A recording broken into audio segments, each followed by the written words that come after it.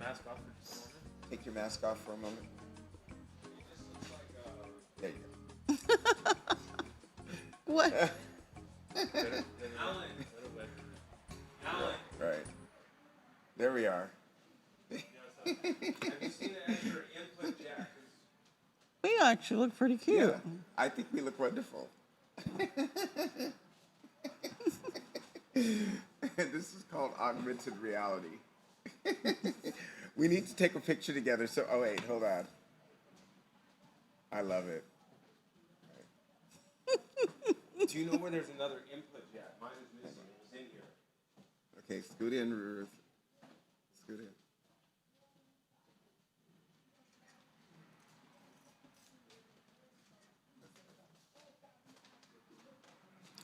Oh, I love it. Oh my God, that's a great picture. I'm gonna fix this picture out. Hey, Alan. How did it get to look like this? It's called augmented reality. Huh? Do you have another input jack, please? You mean these right here? Yeah, Yes. mine Take was- this one.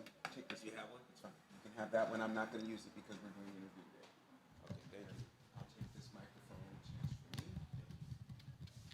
me. I've got, But I think those jacks are in the drawers over there, the little drawers. I got mascara on.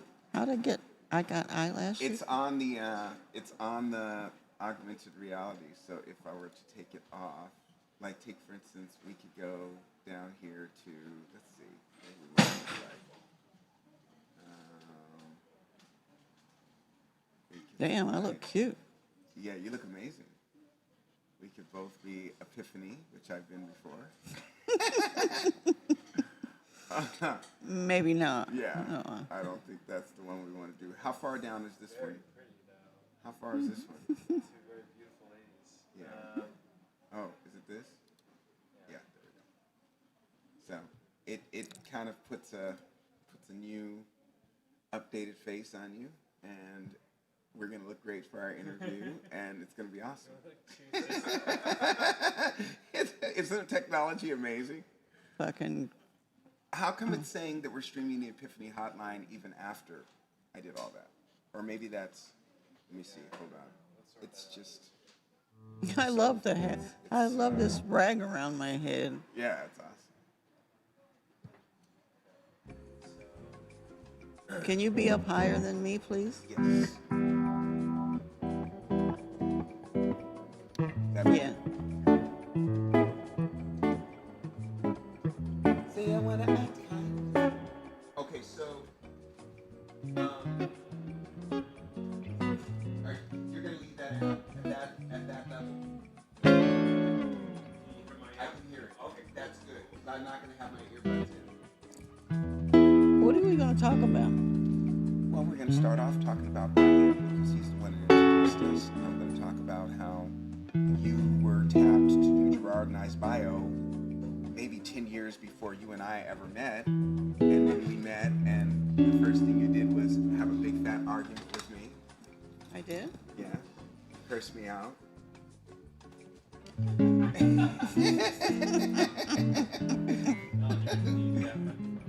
Oh, yeah, I've got this one. Yeah. See, I can't even see that, but I bet it's cute. Okay. It's very cute. It's very cute. You look great. Hold on, I got to take another picture. I don't know about our glasses.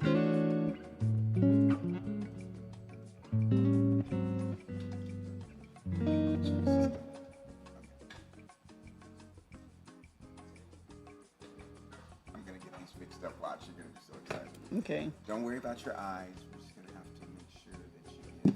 Ouch. We're 4 minutes out. 4 minutes. Yes, I love it. Those glasses are everything on you. Oh my God. Ruth found a great signature pair of glasses. Yeah.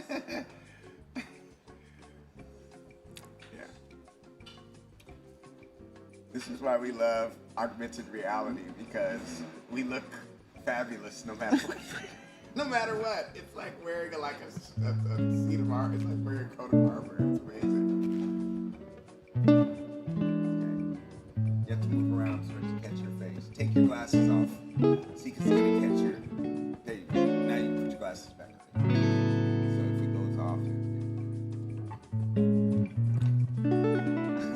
like looking down over the top of these glasses. It's so cute. This is awesome. And then I want to talk about your move from. I don't think we're talking about your childhood, but we'll talk about your move from Kentucky to LA, and then I'll let you tell some stories of people that you met along the way. And I'm really going to do a lot more listening and talking because you have a lot of really amazing stories. I want to hear some of the stories. And I want to just tell everybody that's on here how much I love you. Oh, We got okay. a lot of people that watch. They're called lurkers. They're not going to be in the chat, but they're watching the show. And then there will be those that will be in the chat, which is there's God. this already. I look 20 years old. Amazing.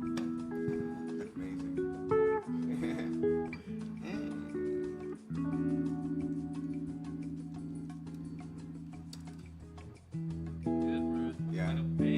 I'm telling you. Yeah. Feeling like a babe. Okay, yeah. She looked like fun. That's what Alan was Yeah. doing for like 3 Like hours. like when I first got this, I was just like, oh my God.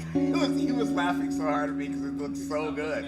You look amazing. You know what I'm saying? Oh, she sent us a Snoopy.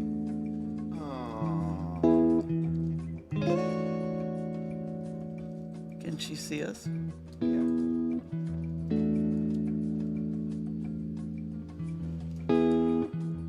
All right, so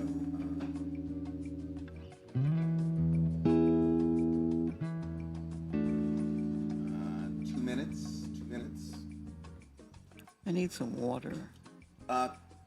Robin, can you grab Ruth and I some, or can somebody grab Ruth and I some water?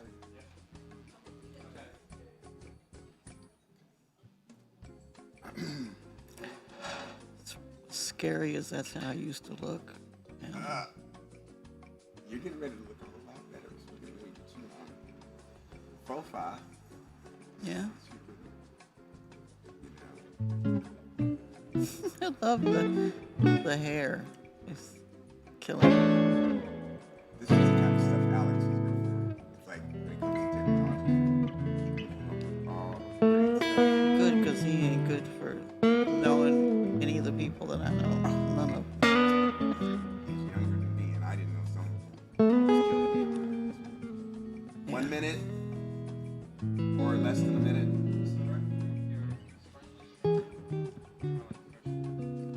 It's real water. Real water as opposed to flavored thing. And I want to welcome everyone to the Allen Show, and I'm sitting with one of my best friends. She and I can talk on the phone for hours. Isn't that right, Ruth? Absolutely. I mean, and she doesn't even like talking to people on the phone. As a matter of fact, I've got a secret. She doesn't like people. Take your glasses off, Ruth. Yeah, so she doesn't really like people, but she likes me because I'm not a person. Everyone knows that I'm not a person. I'm something other than a person. I'm kind of a, I don't know, I'm kind of a thing.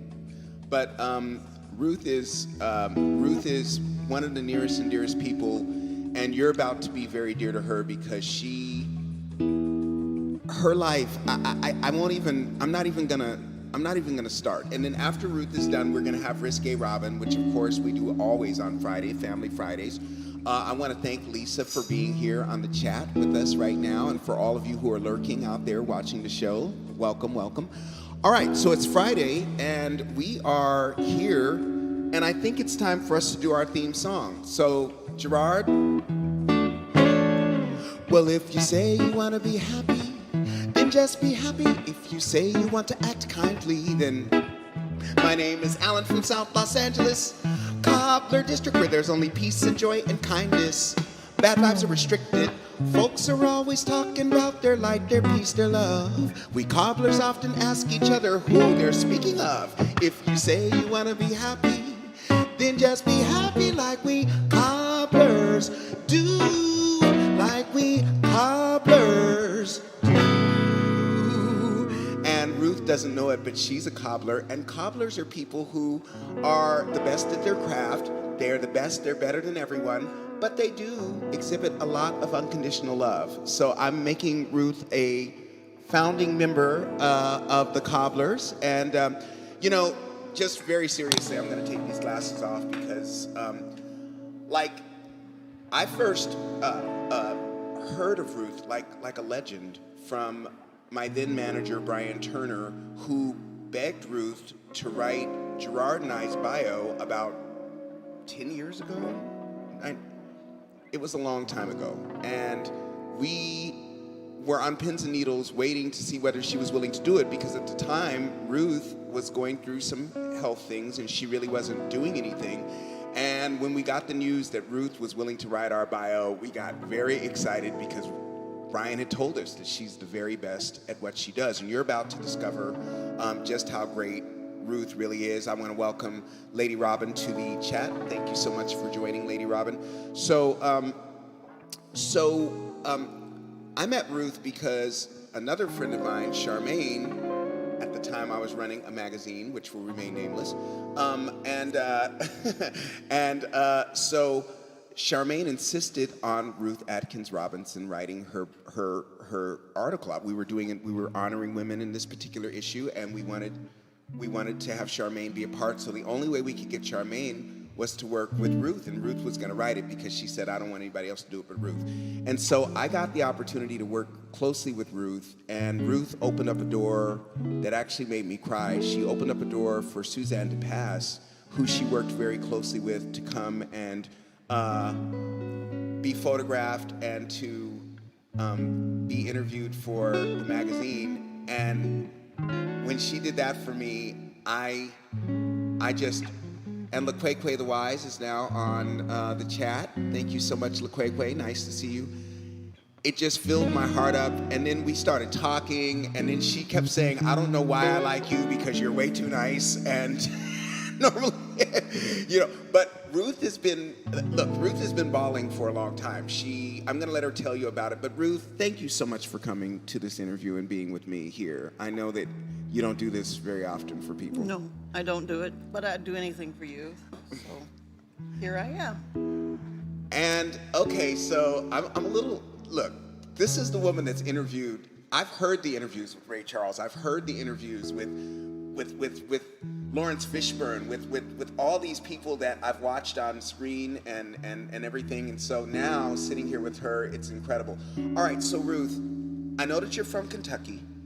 And I know that you came here. What year did you arrive in Los Angeles, and how did you arrive in Los Angeles? Did you arrive on bus? Did you ride on train? Well, I'm not going to tell you what year it was, but I will tell you that I drove here in my baby blue Cadillac convertible that I wasn't old enough to own. Always in style, always the it girl. And I have to say, you're looking quite beautiful tonight. Thanks to a variety of smart people. If I was a straight man, I might want to have to marry Ruth because she's looking so fetching this evening. And so Clo is here on the show. Nice to meet you, so Clo, or nice to have you, excuse me, I know you. Okay, so you came here in your blue Cadillac, and what happened?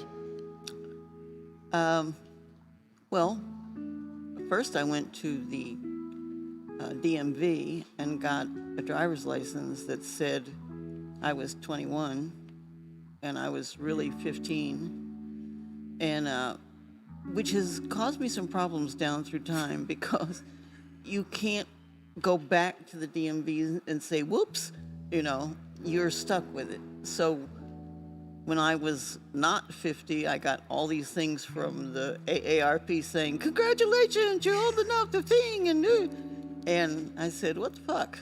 And, can I curse? Yes, you can curse, it's fine, we're online. I said, what the fuck? and I got, lots of AARP stuff from then on. But when I came here, I didn't know what I was doing, except I was happy to be away from Kentucky, because it's a nice place to be from, but it's not a nice place to be. And it never was.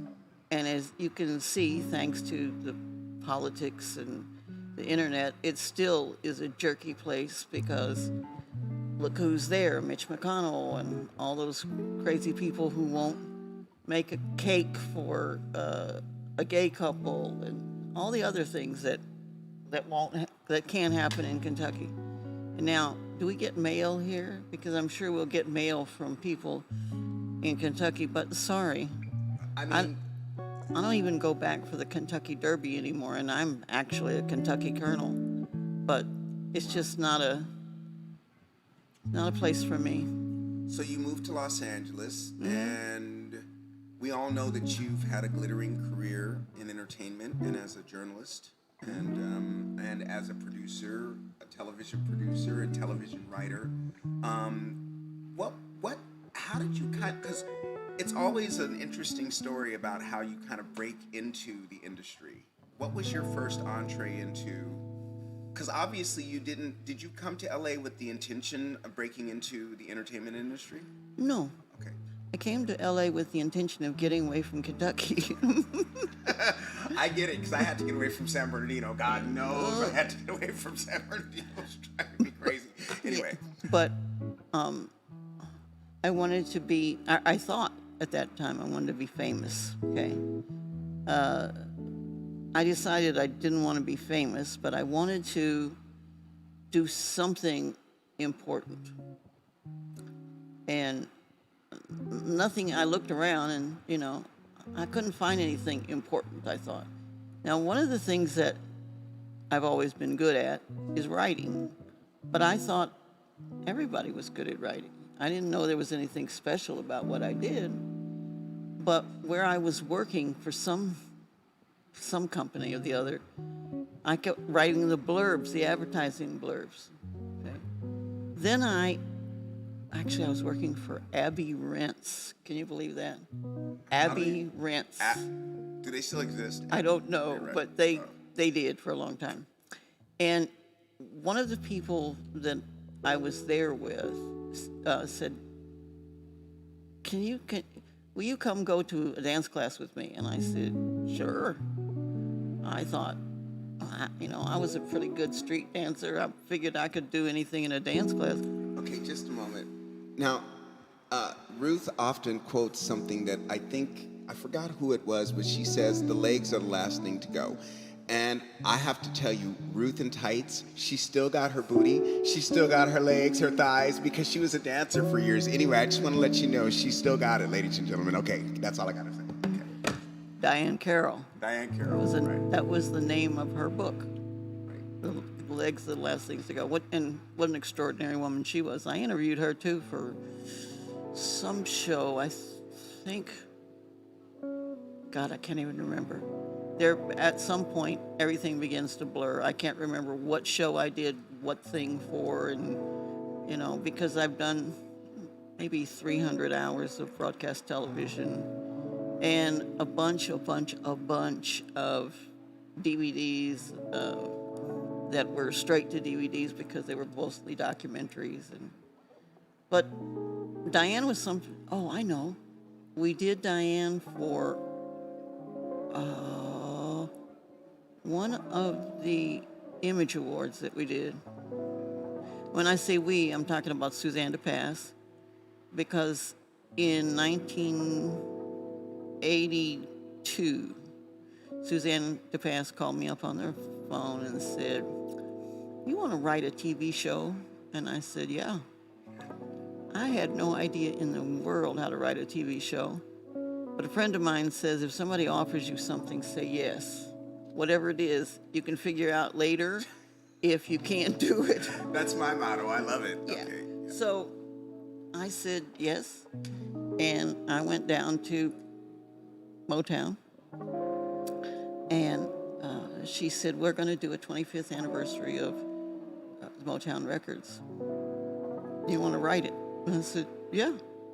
I didn't know how to do that, but I went to the first meeting, and I thought, well, I'll just listen, because they were talking in a foreign tongue. I didn't know what anything meant. And I figured out most everything. I could not figure out to save me what VTR meant. I was just thinking, put this together, Ruth, come on. What's VTR? What's VTR? I couldn't.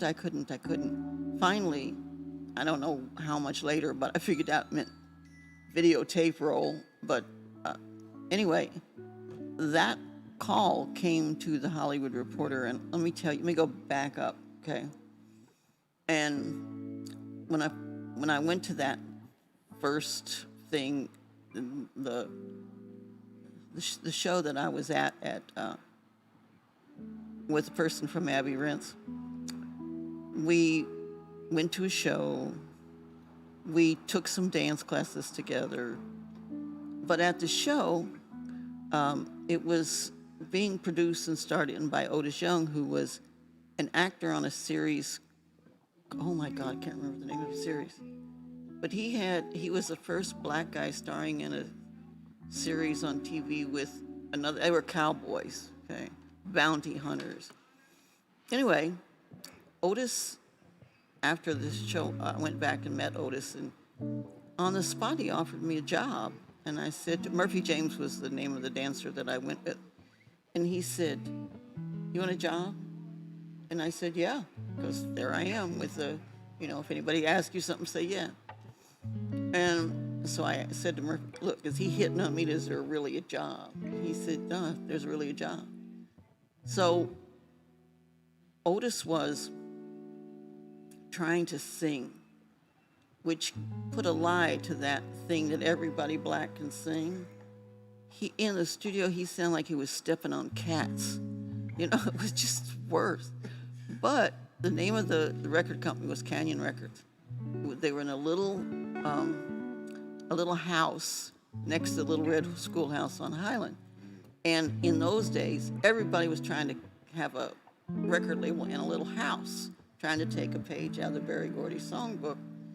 So Wally Roker was the name of the guy that had this record label, Canyon Records. And I went down there. I didn't know anything about what a record label was but I ended up writing all of the blurbs for the catalogs and the ads and the stuff. I'd write anything. I'll write anything that anybody wants me to. And so I've started also writing some songs with the guy who was there running the label, running the publishing division of the label. His name was D. Irvin. And when D. Irvin went to Ray Charles to run his publishing operation, he called me up and he said, "Do you want a job?" And of course I said yes. And so of course I said yes. So I went over to Ray Charles Enterprises at 2107 West Washington Boulevard. And I went in the place because when I was a little kid, listening to Ray Charles on the radio, underneath the bed, because I had to pull the radio underneath my bed so nobody would hear me playing. It was like magic. He was just the most amazing thing. Ray Charles, Ray Charles, Ray Charles. So I was in Dee's office, and Dee had, fast forward a week, Dee had hired me to write with him and to be the secretary and to go get the coffee girl and everything else. And he said, "If you want to meet Ray Charles, come over to the coffee room right now." I nearly tripped all over myself trying to get to the coffee room. Wow. But first, I stopped in the ladies' room. I was going to make myself pretty. Now, I know that Ray Charles is blind, but I didn't care. I was making myself pretty. So I go there, and here comes cling, cling, cling up the stairs, crash, bang, boom, boom. And Ray carried about 12 or 15 keys on a big giant key ring. And you could hear him. He would jingle that key ring. And what I didn't know then is he could listen to where the sound was from the jingle bouncing off the walls. Wow. And know where he was. So up he comes, and Dee says, "Mr. Charles, this is Ruth Robinson, and she's here with us now at Tangerine," which was the music label and the record label. Just one moment. I want to just acknowledge Mandy Cast, I think I saw jump on here. Mandy Cast 79, welcome to the show. Thank you for subscribing very much. Very, very much. Thank you. Thanks. So, where was I? You were saying that he had those keys. Yes, okay. So Dee says to Ray Charles, Mr. Charles, this is Ruth Robinson. She's here with us now at Tangerine. And he stuck out his hand, and I put my hand in his. And then he put his other hand around my wrist. And then he ran it up my arm, just, I don't know, 5 or 6 inches. And I was thunderstruck, dumbfounded. I couldn't believe I was standing there. But the only thing I could think of is that he's not very big. Because, you know, he was a hero. So I thought he was like 6'10", and instead of 5 feet 8 or 9, which is what he was. So he asked me a few questions, and I mumbled something.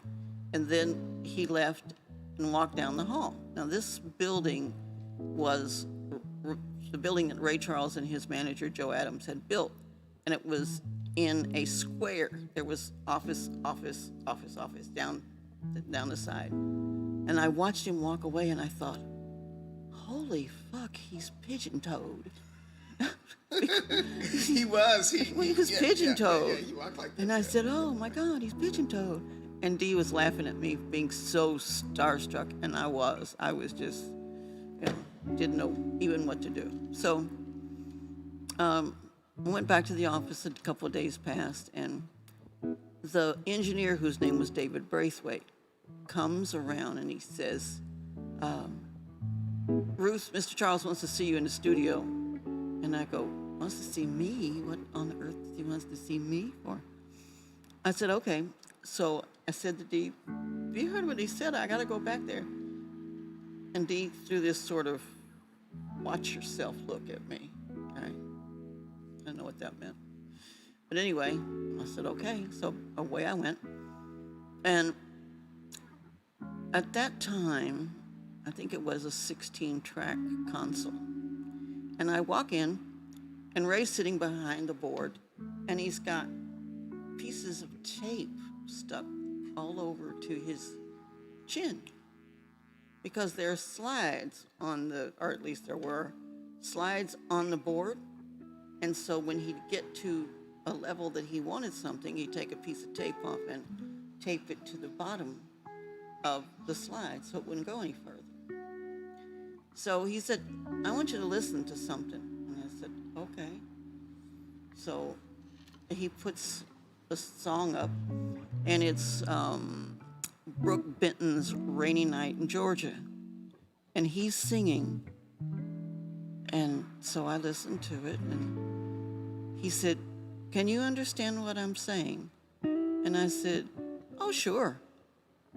He said, oh, sure. There are people who say they can't understand. That's why I've been listening to you since I was a little kid. I was trying to catch the words coming out of my mouth because since I was a little kid, I'd been listening to him. And he said, okay, great. What did I say? So I said, you said, and I couldn't think of what he said. So he played it back. And I said, okay.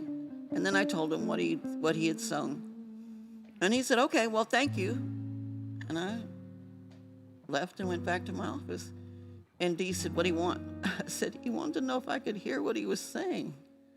And he said, could you? And I said, yeah, I understand everything he says. I've been listening to him since I was a little kid. He said, oh, God, did you say that to him? I said, yeah, I did. He said he must have laughed. I said, he did laugh, in fact. So that started our friendship. I worked at Ray Charles Enterprises for a long time. One of the first things I did was learn to make his coffee, which apparently was a prized position because you had to be really trusted. Now, Ray had a coffee tanker, Boston beer tanker, this big, from Boston University. And to make his coffee, you would put this much sugar in the bottom. There was a lip around it, so you put sugar up to the lip. Then you'd fill this much up with Bowls gin, Now, Bowles gin was gin in a crockery bottle that he had imported from God knows where, somewhere in Europe. And then you would put coffee in the rest of it. It was That much coffee? about equal bits of coffee Right. and And Bowles gin. gin. Right. I'm talking so much, I'm getting parched. Sorry. So one day I thought, let me try this. So I got a cup of coffee, and I put no sugar, 'cause I don't do sugar, but I put a little Bowles gin, a little coffee, a little Bowles gin, and some half and half, and drank it. I got so fucked up that I could not walk. Bowles gin has got to be the strongest gin ever in the history of gin. And because he would, after that, he would say, better not drink that stuff, little baby, because you will not be able to drive. Now, from the time I met him to the time I saw him the last time, 28 years later, he called me little baby. And I drank gin most of that time too. But it wasn't just Ray. Of course, you and Ray shared such a deep relationship for all of those years. But there was Sammy Davis Jr. There was Frank Sinatra. There was, I mean, you were telling the story about you writing Motown 25 for Suzanne to Pass, but you didn't tell about how you were the one that talked to Michael Jackson about coming on to that show. And that was where Michael Jackson, that was that famous performance that launched him into the stratosphere when he did the moonwalk for the very first time on national television. I remember that. I remember that was news. Every night, the news would start with Michael Jackson doing the moonwalk. It was crazy, so this is the person that wrote that show. It was pretty amazing. Well, I was at the Hollywood Reporter when Suzanne called me and asked me about the show. And Walter Yetnikoff, who was president of CBS, called me up and said, I want you to come to a party. And I said, what? Okay, what is it? And he said, well, we're celebrating Jane Fonda's workout tape. I said, oh, okay. I'm thrilled. He said, Michael Jackson will be there. I said, I'm there. When is it? Because Michael had left Motown with his brothers, all except Jermaine. And the people were trying to get a hold of Michael. And of course, to do that, you need to go through management and all that other nonsense to get him to come on the show, because the brothers were coming on the show. But nobody could get past the gatekeepers and stuff. So I said, okay, I'll go over there. And so I go over to the Motown production office, and I said to Suzanne, well, give me something that says Motown 25 on it. There wasn't anything. They were too early days. But there was a mock-up from the art department that had a version of what Motown 25 would look like. I took it, I pasted it on the back of a notebook, and I took the notebook and I held it like this in my hand, and I went up and I stood next to Michael. And he said, that's my record label. And I said, no, that is a show that Suzanne DePass is doing. And nobody can get me. You were like, no. No. Right. It's not your record label. That's a Right. show that Suzanne DePass is doing. So I got to stop talking because Okay, we're not going to make you tell your whole life story. I am so grateful that you're here. Let's just put it this way. Showtime at the Apollo produced that. You produced that, correct? No, you wrote it. Okay, she wrote Showtime at the Apollo. How many seasons of that? 6 years. 6 years of writing Showtime at the Apollo. For all of you who are 40 years and older, you'll know what that is. All right. Lonesome Dove? That was No. Suzanne. That was all Suzanne. Image Awards? All of them. All of the Image Awards Ruth wrote. Let me see. About 10 of them. Wow. 10 of the Image Awards you wrote. Essence Awards. The American Black Film Festival honors. Some other award shows that I can't remember. Sorry. Well, I can tell you personally, she took me with her, and I will always, always appreciate this. Ruth brought me with her and flew me to Detroit because she was writing Motown's 60th anniversary and Berry Gordy's 90th birthday. And every word that everyone said from that stage, and it was filmed, and at some point it'll be televised, every word was written with, by Ruth, and I was there with her, and Ruth was going through a really hard time, and she didn't know it, but I know how hard you work when you're trying to make great entertainment, and not only are you working hard, but you're having to pay your dues over and over again, even when you've paid your dues already. Being a woman in a man's world, I was watching that going on. There's so many different fronts, and I'm watching her kill it, writing this whole thing while she's sick. And I just thought, my God, this woman is a complete beast. She killed it, and it was amazing watching her implement that. There's just one story before you go that I have to hear, that I want everybody else to hear. I want them to hear about you going all the time with Sammy Davis Jr. She doesn't know that these are my favorite stories to hear. I want you to, because Sammy Davis Jr., okay, so excuse me, Louis and I are very close, okay? And Louis, let's put Louis between Ruth and I, okay? Louis, people don't really realize what an icon Louis Armstrong really is, and what he did for entertainment and for black men. I mean, this was like Michael Jackson of his day, okay? Louis Armstrong. Don't get it twisted, okay? Huge, huge star. All right.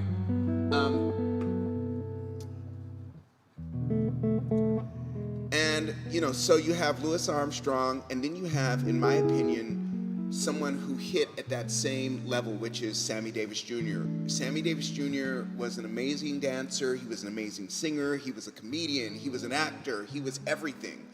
And Ruth was very close with him. So she used to go to Vegas with Sammy Davis Jr. Tell us that story, and then I'll let you go. And Ruth, will you promise to come back at least one more time so I can just pick up where we left off? And Sure, because you barely touched, you just got us through the 60s, the 70s, and about halfway through the 80s.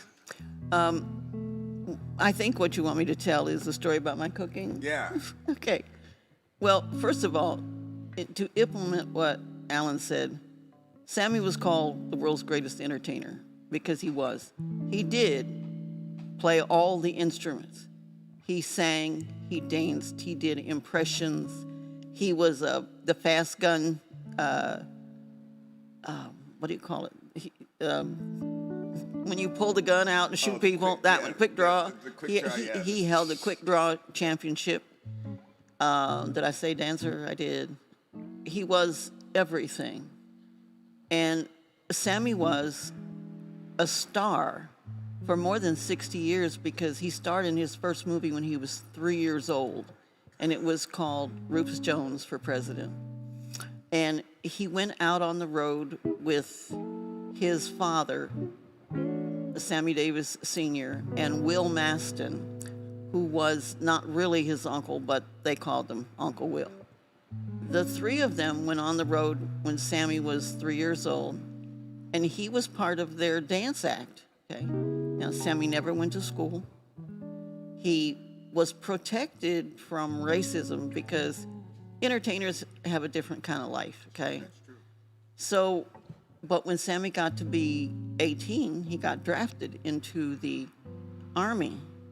And that was his first time of really, he got his ass kicked regularly because he was in a mixed regiment, okay? And he had to do things like scrub the toilets with a toothbrush, and he got beat up, and he got until he found out, or somebody made him realize that if he entertained those people, he could get them off his back. He learned how to read in the Army. He got him off his back. He came back out, and went back on the road with the Will Maston Trio and became the most famous person of his generation. And he played the main rooms in Las Vegas but couldn't go in the front door.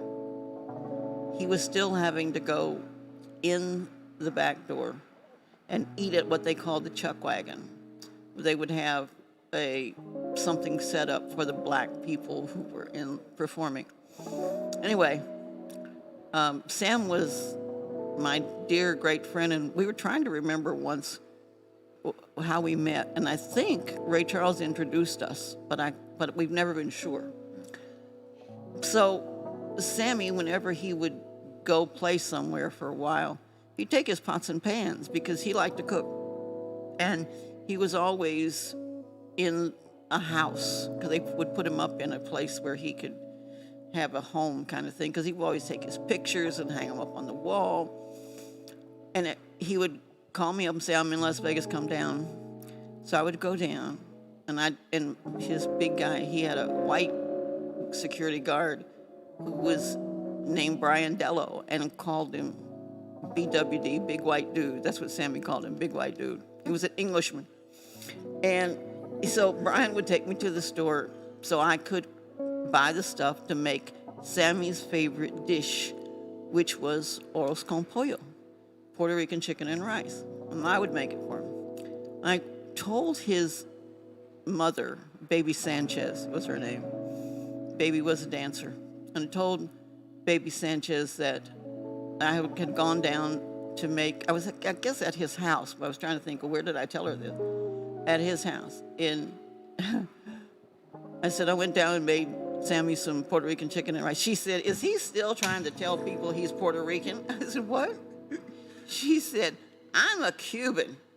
And Sammy, because people in the 60s were hating Cuba, Sammy was telling people he was Puerto Rican. I think that's so funny. Ladies and gentlemen, a true legend. I have not even scraped the surface of what she's done, and I haven't scraped the surface on what she's done for me. Our friendship, we're like Harold and Maude. We get on the phone with each other and we just talk shit all day long. You know what I'm saying? Look, are you Maude? I'll be whichever one. I've learned not to argue with Ruth. She always wins. I'm not going to. Let me ask a question. Yeah. From my worst enemy said, did I know Debbie Reynolds? I met Debbie Reynolds, but I didn't like her, so I didn't want to know her. I've got a Debbie Reynolds story. This is a story I've never told anyone because it's embarrassing. So when I first moved to LA, I was a mess, okay? I was so green. Now I know how green I was. I was greener than anything. So I read in the paper there were these auditions for Disneyland at Debbie Reynolds' studio. Debbie Reynolds used to have a dance studio in North Hollywood. And I went down there, and I mean, I was 315 pounds. I went to the store and spent my little money on some Capezio white shoes and some black tights. I think it was a onesie. I was squeezed into this thing. It was ridiculous, okay? And I went in there, and it was all these white kids. You know, they were all like, I know what they are now. I didn't know then. They were like the kids that their parents would take them around to these auditions, right? The stage moms. I go in there, and I'm like, I found the guy. I went right up to the front. My name is Alan. I'm a singer, and I'm going to be dancing. And he was like, you can stand over there. And anyway, people were kind of looking at me like, what is going on? Why is this guy even in the room? I didn't really know what was going on until a few years later, and I realized that people were laughing at me behind my back because I didn't belong there. But I remember that. I remember Debbie, and I didn't even know who Debbie Reynolds was. I didn't know who Debbie Reynolds was, and someone had to tell me, well, she was a big star, but she was famous for her dancing. I mean, did you meet Dorothy Dandridge by any chance? Are you kidding me? Wait a minute. I did a documentary called Dorothy Dandridge and American Beauty. Okay. Listen, I'm not gonna keep Ruth here because she's been working all day long. And if I keep talking, I might make a mistake and then I'll get cursed out on my own show. So I'm going to stop while I'm ahead. I want to thank everyone for your questions. I want to see if anybody here, okay, Joey Gordon says Sammy Davis is his favorite member of the Rat Pack. Super duper cool, baby. And I know some of the people who taught there, and we're going to take it over. Maybe there's something that I'm missing up here. Debbie Reynolds Studio. Oh, Debbie Reynolds. Okay, Probably. at the Debbie Reynolds. Okay. And thank you, my worst enemy. Yes.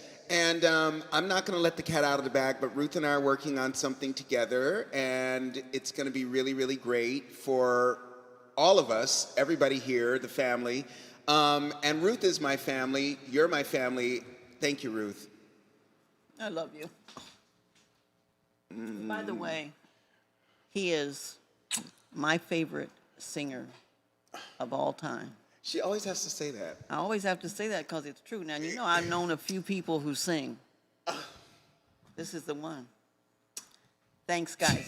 Thank you, Ruth. Oh my God, that's really sweet. And Ruth has left the building. She is gonna go back to her home, and she's been here all day working. And I really appreciate Ruth. The weird thing is that it's not like Ruth sits and tells me stories that I would die to hear from anyone. I could just sit at her feet and listen to stories all day long. But Ruth is like family. We sit up in here, we eat, we talk, we laugh. Cornelius Grant, who is Marvin Gaye's first guitar player and was the Temptations music director for 26 years, comes over too. And Ruth and Cornelius have been friends for all these years when Ruth introduced me to Cornelius. And we sit around laughing and talking and eating. And it's amazing because when you hear about the real deal, what black people had to go through. By the way, a lot of you may think Ruth is white. She's not. She's black. She happens to be Creole, or I forgot the exact name of it, but she's black, but she appears to be white. And she has been an advocate for black people. Because of the way she looks, she could pass for white, but she's been advocating for black people.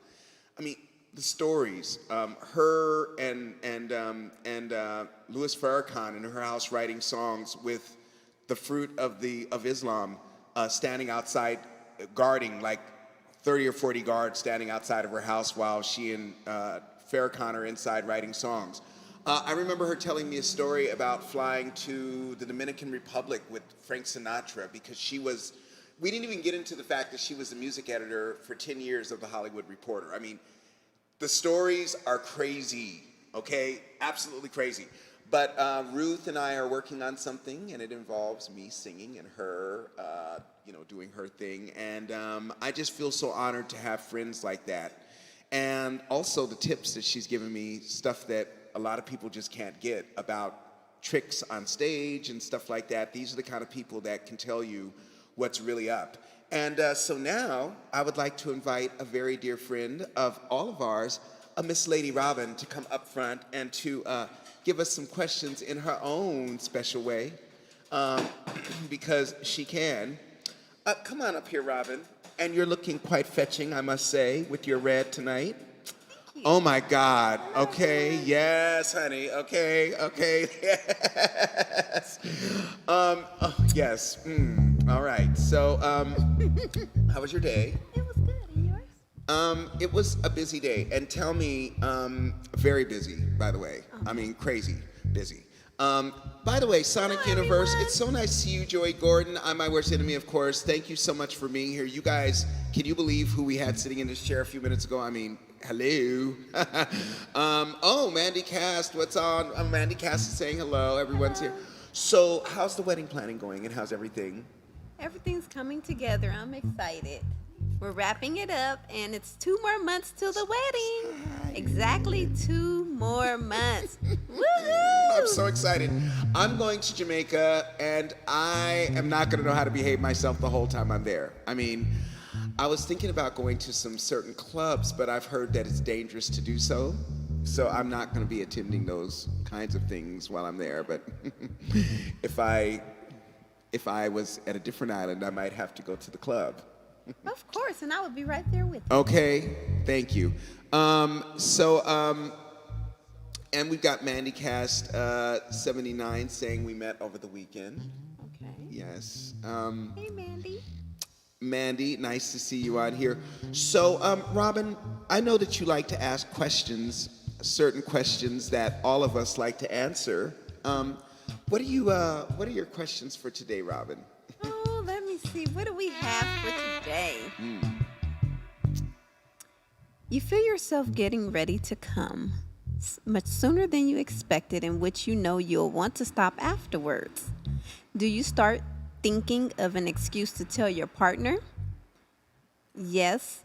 A, yes, I don't want to be judged on a fluke. B, no, happens. C, it depends. So, Alan, you're first. Okay, so before we even get started, I'm my worst enemy. Thank you, I'm my worst enemy. You know what? I just love you. Very, I love him because he answers everything. and quickly. I've never seen somebody get more excited about anything than these sex questions. Okay, so what I'm gonna say, Robin, Lady Robin, is, or Risque Robin, excuse me. Well, first of all, I've got a confession to make before we get started. I take a long time to come. I don't know what it is, but I can go for literally as long as I want. And really, I'm more into pleasing my partner. Okay. I mean, I do like an orgasm, but it's very rare that someone will really know how to give me the kind of orgasm that I am looking for, which is like, ah! You know what I'm saying? It's like, So have you ever had one like that? toes curled back, huh? What does it take for somebody to do that? Well, I don't want to go into all that yet. I don't want to share that. But the bottom line is that what I will say is that let's see here. I'm going to add a D. I'm going to say that I'm in perfect control of my strength, and I like to make sure that my partner is sitting back with a cigarette in his hand, feeling good, and then I can think of a number of things that he could do to make me enjoy myself and have an orgasm if that is what I so desire that evening. Oh, it must be nice. You're See, that's how we do. such a pleaser. I love it. It's not about That's you, how it's we about do. them. That's Hey right. now. That's right. Okay. You're gonna be a great lover someday. Someday. No. Don't get it twisted. It's coming. I'm gonna make a great husband one day. Okay. But I'm already a great lover. Don't get it twisted. Okay. Let me get it right. Well, great husband. You then. can ask those who I've unleashed my skills, but I just haven't really been in the mood for 3 years or so. I just been, I don't know. It's like if it's not something really special, I'm not trying to Doesn't go mean there. anything, No, it doesn't huh? mean anything. I'm in a different place in my life now. You know what I'm saying? Okay. So why did I share all that information? That's okay. This is We're gonna all be on the sharing. internet for the We're rest of all my- sharing. Let's ask G back I here. know what I'm thinking. Okay. Could you give me A, B, and C one more time, please? A is yes, I don't want to be judged on a fluke. B, no, happens. And C, it depends. You mean shit happens? No shit happens. I'll probably go with B, like, if it happens, it happens. I'll just, I'll just say, hey, it happened. Why is Gerard so boring? Is he boring in bed? No. Ooh, he's a Scorpio, okay?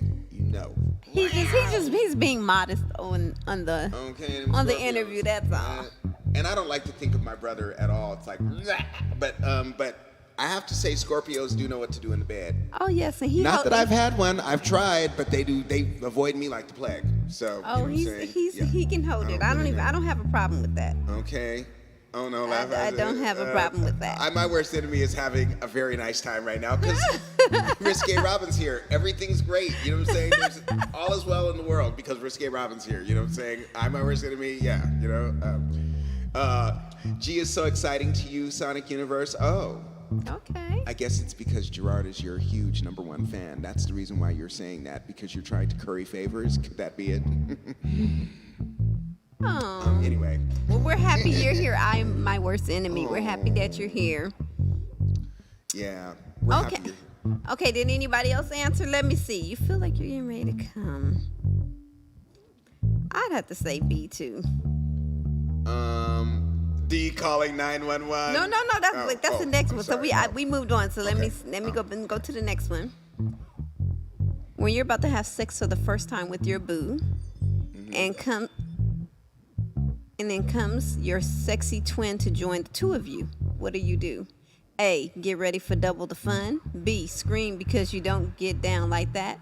Or C, ask a lot of questions. Or D, calling 911. What's your answer, audience? They said ask a lot of questions. What kind of answer? I mean, why even put that? Ask. Oh my God. These cards are just like. No, they're pretty good. I would ask a lot of questions. I'd be like, okay, so what's that about? my I would God. question that. Oh, the thought. And I'd be like, No, I couldn't handle it. you couldn't handle it? No, sleeping with someone in their, I know guys that have slept with they sleep with one sister and they sleep with the other sister, or one slept with the mother and the daughter. That's ridiculous. That's awful. What? You don't do that kind of thing. Look at LaQuay. He says, getting ready for some double fun. Go on, LaQuay, have fun for me. Look at double down. Will That's be what. judged by his maker when he crosses over to the other side for his filthy. Have some fun while you behavior. can. Filthy, I Have say. fun before you settle down. Well, I have had a little fun in that department, I must say, but I've repented. Oh, so you've had a threesome before?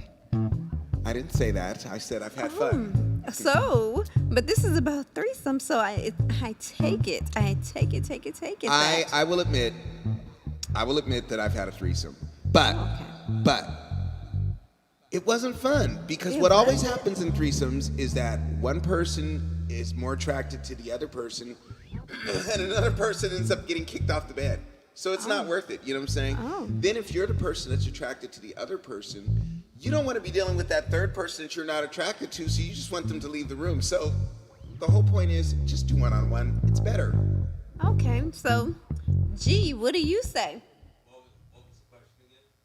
This always happens. He always asks what the question is again. Have you noticed that? Watch. Next week it's going to be the same thing. Watch. And you're going to laugh your ass off. Watch.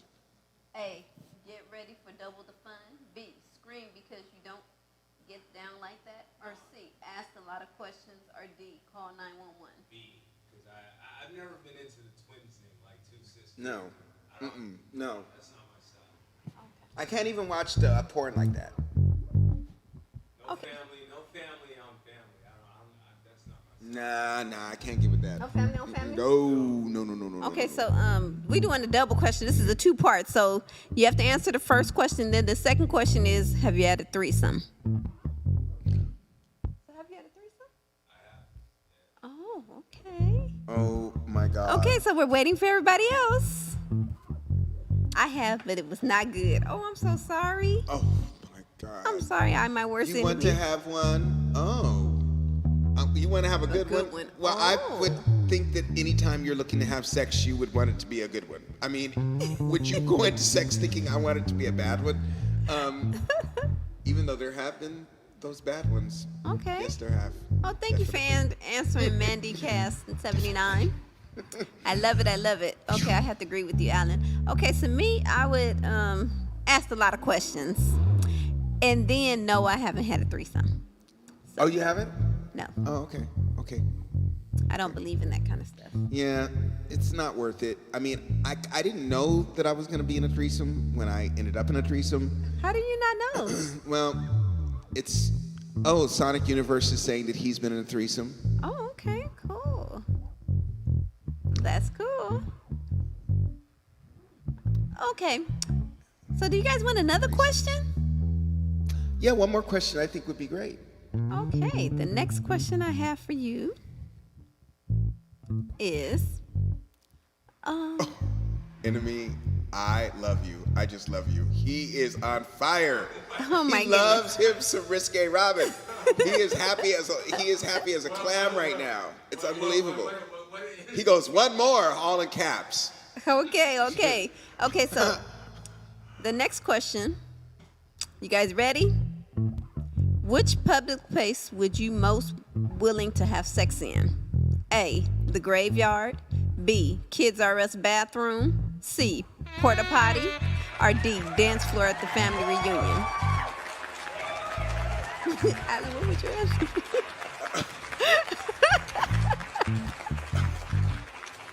Which public place would you be most willing to have sex in? I'm sure you Okay. probably did them all, didn't you? No.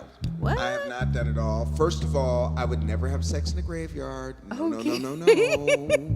Let's start there, okay? And I'm glad they got that question today because we can get that over with real quick. Let's see. Kids R Us bathroom? No, not there either. Porta potty? I would have to say it would be the porta potty because if I had sex with someone at my family reunion, there might be a lynching, an inter-family lynching. Okay, so you know what I mean? I would be dead just because people would just be like, no, okay, I don't think so. They would feel justified under the Jesus made me do it. That's basically what the answer would be, and the rest of the family would agree with them. So I don't think I would be doing that anytime soon. So yeah, Okay. yeah. So. No one said we couldn't disinfect the porta potty first. I Oh love my that. God, Sonic that's Universe funny, is a Sonic. freak. He's singing all these cosmic things, but really underneath, he's just a freak like everyone else. You know what I mean? I love it. I love it. Okay. Okay, my All worst right. enemy said the graveyard. Okay, and Mandy Cat 79 said graveyard. Okay. Really? You would have sex in a graveyard? Do a Wow. thorough cleaning first. I agree. I wouldn't do the porta potty, but okay. Okay, so G, what is yours? Y'all are low down. That's all I can say. All of you. On this chat, all of you, okay? Low down. No, there's no E. Okay. No. There's no Don't E. know how to act. Don't play. No, don't play now. We had a conversation, so you got to do one A through D. Nah, I mean, I can't imagine myself doing any of those things. I'm sorry. You had to pick one. What would it be? If Alan picked one. Oh you my had to God. pick one. My worst enemy is like, it's like a tornado of texts right now. Oh my God. He's so into it. Okay, let's read them all. Hold on. That's so gross. He starts off, that's so gross. Hold on. Hold on. I want to read it all. Okay. Not the porta potty. That's so gross. And then Sonic Universe says, no one said that we couldn't disinfect the porta potty first. Do a thorough cleaning first. What? I'm like, what is going on in my chat? It's better than the other options. It says options we're most comfortable with, not where we want to top, where we want top. Bro, you act like porta potty is better than the graveyard. Come on. And Mandy has to laugh because this whole conversation is ridiculous. Dude, porta potties are foul. But you know, sometimes you just want to get dirty, all the way dirty with it. You know what I mean? Just get on down into the, you know. Ooh. Okay, let's go back to G. So G, You know what I is your mean? answer? Just go on and get piggy with it, you know? What is your answer? A, B, C, or D? Oh. What's my answer? Right. go- And when you're smelling poo, it's very difficult to get I'll an go with A. erection. A, okay, the graveyard, okay. Work very well. Oh, my baby said A. Okay, I'm We've got gonna a go. solid wall of enemy messages right now because he's so Okay. excited about this. I love the fact that you're so excited. This segment has to continue because we get more chatting done during this than any other thing. You know what I'm saying? Graveyard all night All night long. And I'm gonna long. I'm gonna tell you why. Okay. White folks. Y'all white folks like all that spooky stuff. You notice that in like these horror films, okay, we just started having black horror films in 2020, okay? Y'all been having horror films, so I Know What You Did Last Summer, you know what I'm saying, The Ring, all that. And y'all be having, let's go have sex in the graveyard. Then the monster comes and chops your head off and you don't understand what happened. Because you're having sex in the freaking graveyard, okay? That's not where you're supposed to be having sex. Let's see here. White people. Gerard knows what's good. We love all people. Okay, so I would say my answer would be Kids R Us bathroom. I want to do it in public, so None of these options were good ones, okay? they were How good about- enough. Okay, wait, we got one more question. Okay, let's do this last question, you guys. I'm so excited for one more question. Okay, Yes, you love get to go to your new booth room for Netflix and chill. And you see whips, chains, handcuffs, and patent leather bodysuits hanging on the wall. What do you do? A, ignore it. B, make an excuse to leave. C, ask the new boo about their decor, or D, get turned on? What's your answer? I would have to say in this subject, D would pops to mind very quickly because I know what all these things are, and I know how to use them, and I know how to work with them, and I do know how to work with it quite nicely. So I would have to say D. Okay. My worst enemy said C, asking the new boo about the decor. Quay likes D too last night. Ooh, I like Joey Gordon. Hurt me, baby. You know what? I was about to get mad. Let me be quiet. I got my fiance back here. I thought that Joey was a sweet young man that really just loves the Lord, and I can see here that some folks need to go to church more often. Hold on. That's just the real. That's the real deal. People are just expressing who they really are. That's why I love this segment. Just express how you feel, because this is something that's natural and is healthy. Well, yeah, and you can get great protein.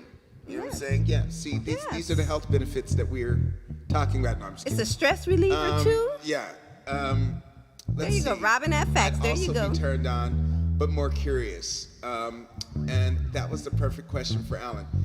Yeah, I like all that kind of stuff. You know, I like all the mental games and all that. You know, I mean, you got to be pretty good to be with me, and it has nothing to do with, you know, you just got to know how to just make it happen. I cannot believe that we're 2 minutes away from the show ending. Okay, but let me answer my answer. Well, I'm gonna have to say D because I like 50 Shades of Grey. So G better be ready. By the time this is all over with, I'm going to be hearing yelping from all the way down at the resort over at my hut, which is going to be right on the beach, because she's going to have Gerard tied up and spanking him with a cat of nine tails. You know, these kind of things are not acceptable. My parents are going to be so hurt at what Gerard has turned into. Robin is not a good influence. Gerard's going to be a stone cold freak and know everything about everything because of Lady Robin, and I don't know what to say. For sure. Thank you, Joey. See, you my new guy. All right, Robin, thank you so much. Everyone, give Robin a big round of applause. Thank you, guys. It was great to see you guys. Hercules. You guys have a good night. Thank you, Robin. I appreciate you. I'm just trying to get through that segment. It's embarrassing to think about what everyone is. I mean, whatever. It's just. Wow, another week, everyone, and we've been doing this together for a long time. I want to let everyone know that the Allen Show is doing its first live performance. Well, it's our second live performance, but this is going to be at an actual festival, which is out in Santa Clarita, and we're going to be putting a lot of stuff up on social media about it. It's this coming up weekend, not this weekend, but next weekend on the 15th and 16th, which is Saturday and Sunday. And G and I and our new band, which you guys are going to get a chance to experience, are going to be live on stage both nights, okay? And we are literally right underneath the headliners, which is really nice for them to do that for us. It's going to be a great festival. You can bring your tent, or you can get an RV, or you can have your Airstream or whatever and come join us both nights. And there's a website. We'll put information in the Discord for you guys to know about that, because we would love to have you join us. It'll be the first time for you to be side stage. We're going to make sure that there's a special area for everyone in our Twitch family, the Allen Show family, to be in a special place to be able to experience the show, because that's what we promised, and we deliver on our promises. So please, if you can clear the weekend of the 15th and 16th of May, which is coming up, not this weekend, but the next, we would love to have you there and, rock out. It's going to be awesome. And all of the bands that are going to be there, especially the headliner, which are The Things, they're an amazing rock band and friends of ours, and they're amazing. And then I'm sure anyone else that they've got playing is going to be amazing as well. So definitely put that on your calendar.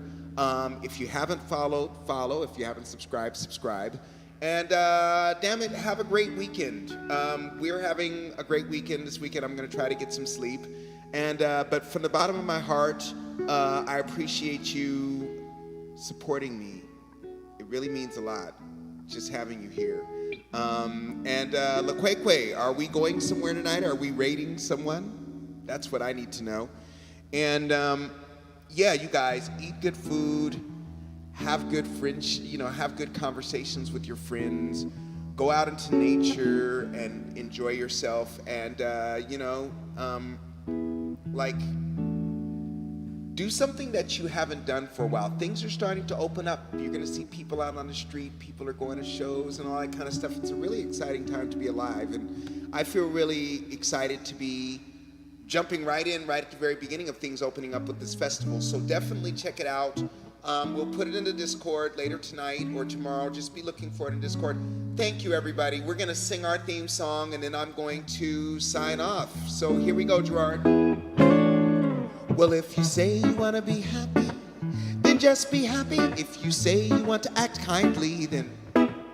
My name is Alan from South Los Angeles, Cobbler District, where there's only peace and joy and kindness. Bad vibes are restricted. Folks are always talking about their light, their peace, their love. We cobblers often ask each other who they're speaking of. If you say you want to be happy, then just be happy like we cobblers do.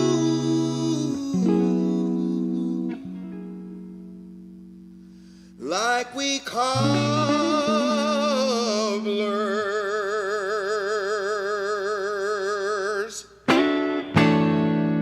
do.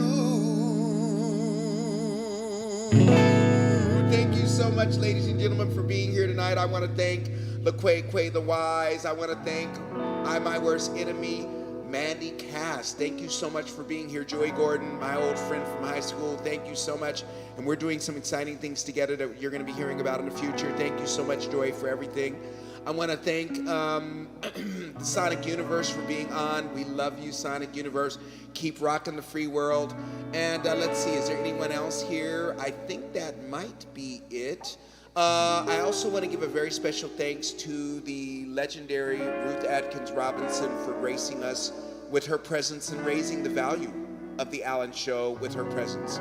You don't get people like that coming onto your show very often. So want to thank everyone. We're getting ready to raid. LaQueque is going to take you somewhere, maybe far away. We've been going places like Tokyo and Turkey and all kinds of places. So wherever it's going good. He curated it.